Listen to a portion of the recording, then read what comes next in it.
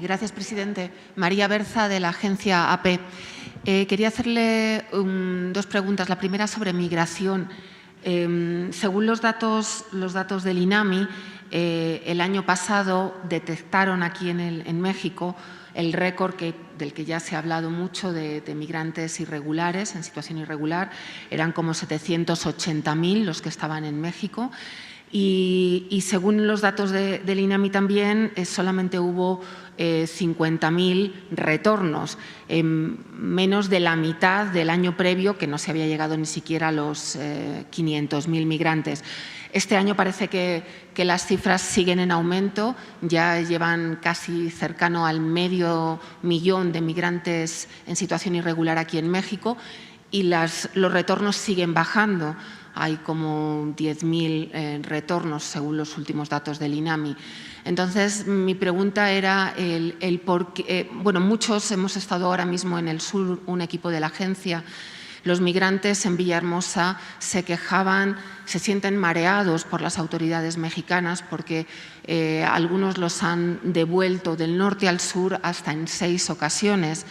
Se están movilizando, solamente como 140.000 el año pasado pidieron refugio aquí en México, con lo cual hay más de 500, 600.000 migrantes el año pasado que o están aquí en México pues dando vueltas o pretenden llegar a Estados Unidos. Mi pregunta sería el porqué de estos movimientos internos que están agotando a los migrantes, por qué esta estrategia y si es la política que van a continuar ahora cuando muchos trabajadores del sector de la migración temen que haya más devoluciones a raíz de la última orden del presidente Biden. Bueno, es un tema permanente relacionado con la migración.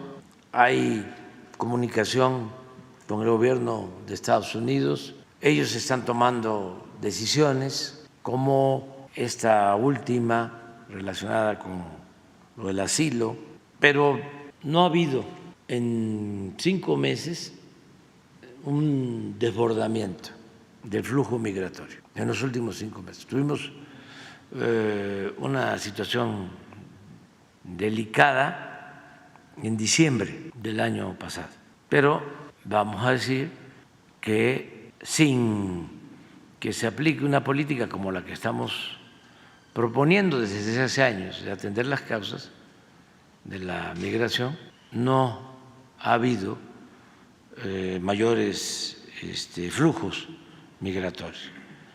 Y donde tenemos más dificultad es con países en los que Estados Unidos no quiere buscar salidas, acuerdos, porque hay presiones políticas, más ahora que van a haber elecciones.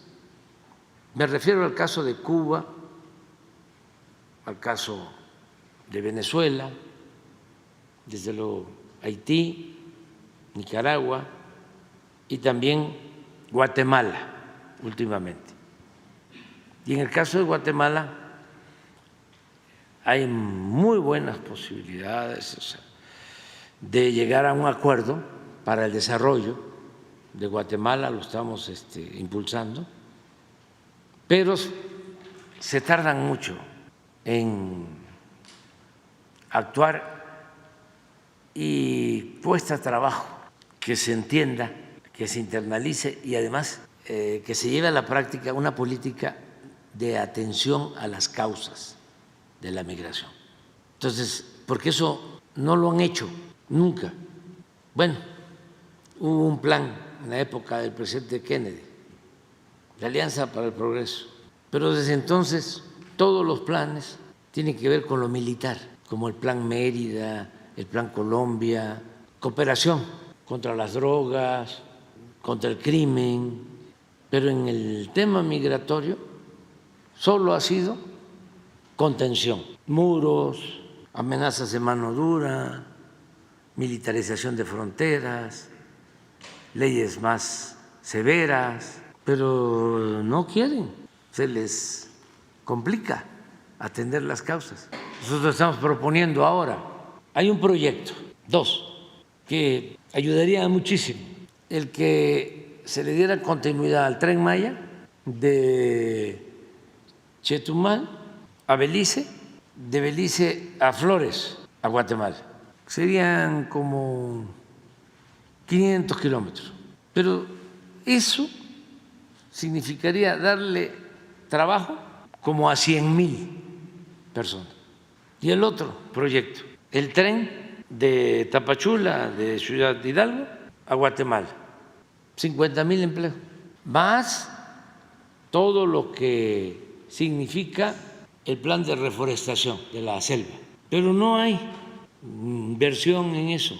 Entonces, hay que estar atendiendo a los migrantes, cuidando que no se les violen sus derechos humanos. Ayer, por ejemplo, liberamos a unos migrantes secuestrados en el norte. Presidente, pero ¿usted considera que mover esos migrantes, al margen de que usted ha dicho que está en negociaciones políticas, ¿no?, por el tema de que hagan directamente Estados Unidos las devoluciones a países como Venezuela y Cuba, eso ha quedado claro, y también su constante énfasis en las raíces del problema, pero además de eso, considera que mover a los migrantes para que no se desborde la frontera norte, moverlos constantemente hacia el sur es defender sus derechos humanos? Estamos cuidándolos. Y esa es la política que se va a seguir haciendo ahora que previsiblemente van a aumentar las devoluciones, o México se ha comprometido a recibir más migrantes aparte de los 30.000. Es que no ha crecido el número de deportados. Hay que tener cuidado con eso, sobre todo en esta temporada, porque un partido u otro utilizan eso. Pero siguen entrando desde el sur y, como usted dice, hay muchos. Le voy a mostrar los números. Si me permite, presidente, mientras buscan el dato, sí, una aclaración. Esa es una, y buscas también la de en Ciudad Juárez, y busca también el comportamiento de la migración. Sí, lo tenemos. Que por cierto bajó el fin de semana 25%. Sí, reporte. Pero un último detalle en este punto mientras se encuentran eso, si me permite, presidente. Usted decía que Estados Unidos siempre pide contención, pero México está conteniendo a los migrantes al final en el sur con estos movimientos. ¿Hasta cuándo va a poder México mantener esa presión de migrantes en el sur sin que se les desborde la situación en el sur? Que Es que nosotros tenemos una política de atención a los trabajadores, y los que quieren quedarse en México lo pueden hacer. México, y eso a veces no se toma en cuenta en el análisis, es el segundo país en el mundo con menos desempleo. Le voy a dar un dato así, preciso. Hay 35,000 guatemaltecos trabajando en Quintana Roo. O sea, a nosotros no se nos va a desbordar, ¿no? Tenemos que cuidarlo, desde luego, porque tenemos cortinas para el desarrollo. Estamos, por ejemplo, impulsando todo el istmo, toda la franja del istmo. Son 10, 12 parques industriales en el istmo, y son cortinas de desarrollo porque es empleo. Esto es lo que nos preocupa y nos ocupa. Esta es una tarjeta de hoy. Ciudad Juárez, en el marco de los trabajos coordinados del ETI, es un equipo que tenemos especial.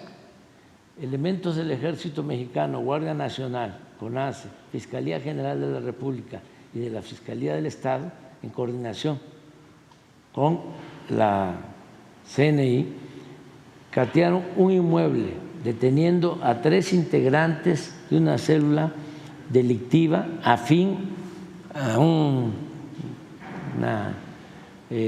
organización criminal dedicada al narcomenudeo, secuestro y tráfico de personas. Además, liberaron a 15 personas secuestradas, 3 de nacionalidad ecuatoriana, una de ellas menor de edad, 8 de Guatemala, una de ellas menor de edad y 4 de nacionalidad mexicana. O sea, Eso tiene que ver también el por qué nos importa mucho con todo lo que significa de atención, de cuidado, mantener a migrantes en el sureste, porque la travesía hacia el norte es muy riesgosa, es donde tenemos más problemas, inclusive problemas de accidentes, camiones con migrantes. Estamos constantemente impidiendo que en tráiler trasladen a migrantes, porque hay volcaduras, pérdida de vidas humanas. O sea, esa es nuestra labor humanitaria. Y es lo que van a seguir haciendo, Y entiendo. lo vamos entonces. a seguir haciendo. Y lo que estamos buscando ahora es que si van a deportar de Estados Unidos a Cuba, que lleguen a un acuerdo, incluso hay buena voluntad de parte del gobierno cubano para que pueda haber un traslado respetuoso, cuidadoso a Cuba desde Estados Unidos. ¿Y por qué se han- Entonces, pero como no quieren el diálogo, la relación bilateral, entonces nosotros intervenimos, estamos convenciendo a las partes. Es un trabajo que lo hacemos además con mucho gusto porque se trata pues de nuestros hermanos cubanos. ¿Y por qué se han reducido tanto los retornos desde México cuando se han multiplicado las entradas? ¿Por qué se han reducido tanto? Porque no se han incrementado mucho. Ahorita vas a ver. No, los retornos han disminuido, tiene Sí. usted toda la razón. O sea, solamente se han retornado como 10.000 personas Sí. este mes y la mayoría centroamericanas, porque ya no se retornan ni cubanos ni venezolanos. O sea, Sí. Mira, ¿pero cuál es la razón de ese pico de 12,000 diarios nos produjo una crisis. No, en me la frontera. refería a que por qué México no está retornando a personas en situación irregular. Porque lo hacemos poco a poco, cuidamos de que sea voluntario, estamos también ayudándolos para que, no lleguen a su país y qué van a hacer. Estamos procurando que puedan tener asistencia. Nosotros estamos destinando alrededor de $100 millones en programas de bienestar para migrantes. Destinamos más dinero nosotros que lo que destina el gobierno de Estados Unidos en esto. Ellos tienen, y es un cuestionamiento fraterno, respetuoso, porque tanto con el presidente Trump como con el presidente Biden nos hemos entendido y hay muy buena relación, extraordinaria la relación con el presidente Biden, y son respetuosos de nuestra soberanía. Pero les cuesta trabajo, y no es un asunto solo de ellos, son las agencias, lo que hace el Departamento de Estado, lo que hace el Departamento de Justicia, el Congreso. Ahí hay posturas que no son serias, pues, para decirlo amablemente. Por ejemplo, no salen de su esquema de entregar apoyos a países de Centroamérica, del Caribe, de América Latina, mediante la llamada sociedad civil. Independientemente de otras cosas, porque aquí le dan dinero a esta asociación civil de Claudio X González, que se dedica durante toda la campaña y desde antes, ¿no?, a atacarnos. O sea, ¿para qué le dan dinero? ¿Para atacar a un gobierno legal, legítimamente constituido? ¿Cuál es el propósito? ¿Ayudar al desarrollo de los pueblos de otros países o tener injerencia, una política injerencista, tendenciosa? Eso es de procedimiento, pero eso mismo hacen en Guatemala, eso mismo hacen en Ecuador y en todos lados, es lo mismo. Entonces, estamos ayudando a organizaciones no gubernamentales. Nada más en eficacia, ¿qué sucede con estas organizaciones? Es un poco lo que sucede y es la crítica que debe hacerse a los organismos internacionales como la ONU y la OEA. ¿Qué sucede? Que ese dinero se queda en aparatos. Los que trabajan en las organizaciones no gubernamentales puede ser que ganen más que lo que yo gano.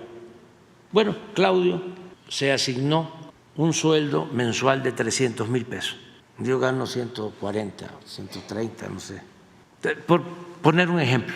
Entonces, ser de una organización no gubernamental, pertenecer a una organización de derechos humanos, de medio ambiente, de cultura, etcétera, etcétera, etcétera, de la ONU o de la OEA, son 300, 400,000 pesos mensuales.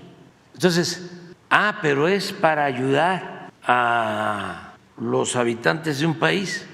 ¿Dónde se queda ese dinero? Además, no es mucho, es para simular de que hay cooperación. Pero ¿dónde se queda la mayor cantidad de ese dinero? En esos aparatos. Traen carros de lujo, viven en los mejores hoteles. Entonces, todo eso requiere una revisión. Pero estamos hablando de minucias. En el fondo es que deben de destinar recursos suficientes, porque hagamos la cuenta, ¿cuánto destinan para las guerras en el mundo y cuánto destinan para atender el fenómeno migratorio? Ahí se los dejo de tarea.